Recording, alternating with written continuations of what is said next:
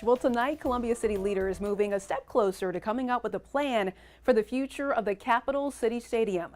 Just a few hours ago, they met behind closed doors to go ahead and talk about what to do with the old baseball field that I used to love. It's over off Assembly Street, right near downtown. You really can't miss it. News 19's Cassidy Byer is talking about what's being discussed and what folks who live near this area say they'd like to see happen to the property next. All right, you're looking at the front of where we used to come into the Capital City Stadium to watch way back in the day, the Columbia Mets. Chris Dorsey says he still has vivid memories of coming to the Capital City Stadium, both as a spectator and later a player himself. That's despite the stadium's current state, which is boarded up, overgrown, and abandoned.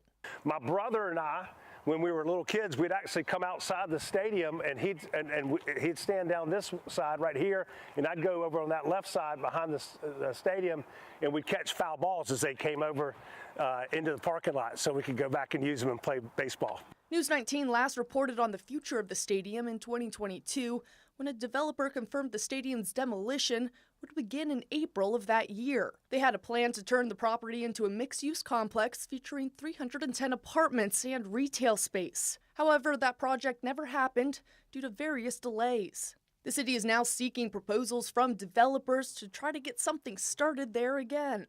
Over the last 2 years, the city has purchased some pieces of land around the stadium, that according to online records. Look, I'm for the city. If they were going to tear this thing down and put an incredible venue up here, I'm all for it. But if it's just going to sit here forever, why not let us come back here and have a baseball stadium? According to the city, refurbishing the stadium is not completely off the table, but they want to explore all avenues and ideas by requesting proposals by interested developers.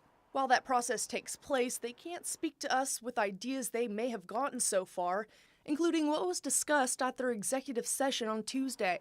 However, in an effort to refurbish the stadium, Dorsey considered submitting a proposal, but quickly learned he lacked necessary resources. Obviously, we're grassroots, and I didn't have engineers and architects and all that on staff, and it was going to be thousands upon thousands of dollars. So at that point, I just threw my hands up and said, you know, maybe it's just not meant to be. Cassidy Byer, News 19, WLTX.